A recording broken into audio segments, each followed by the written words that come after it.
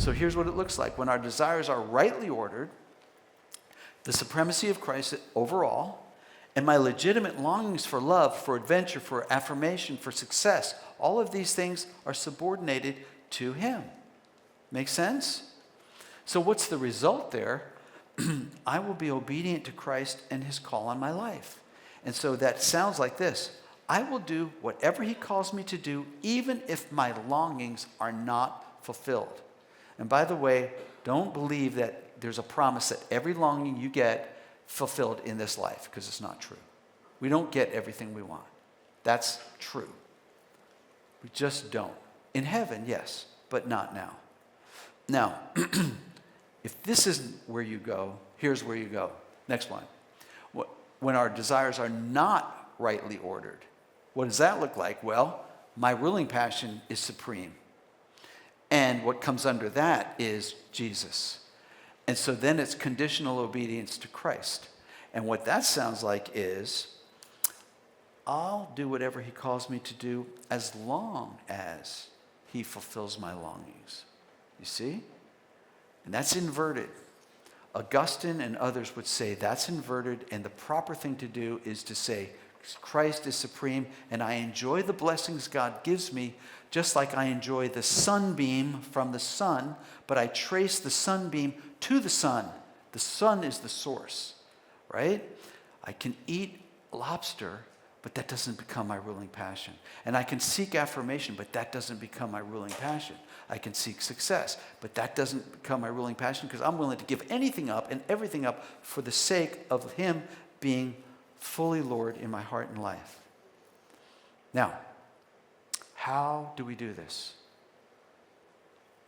A couple of things. One, now on your outline I think it says two, but here's the deal.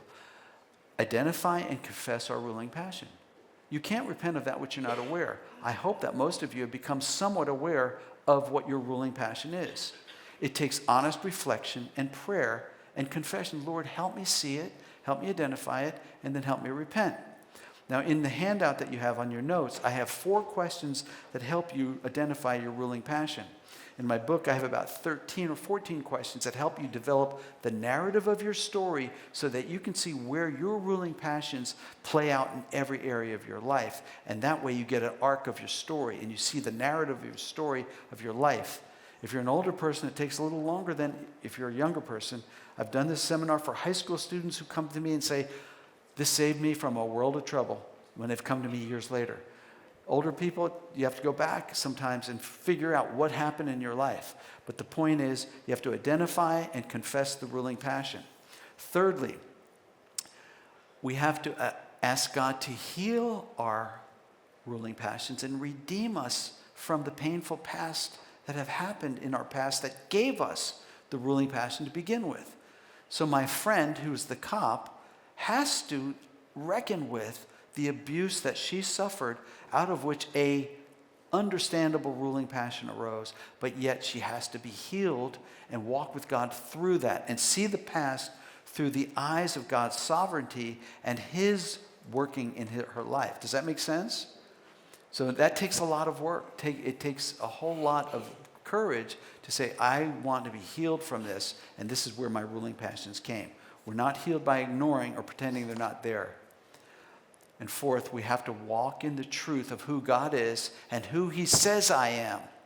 So the new identity that I have in Jesus gives me a new heart.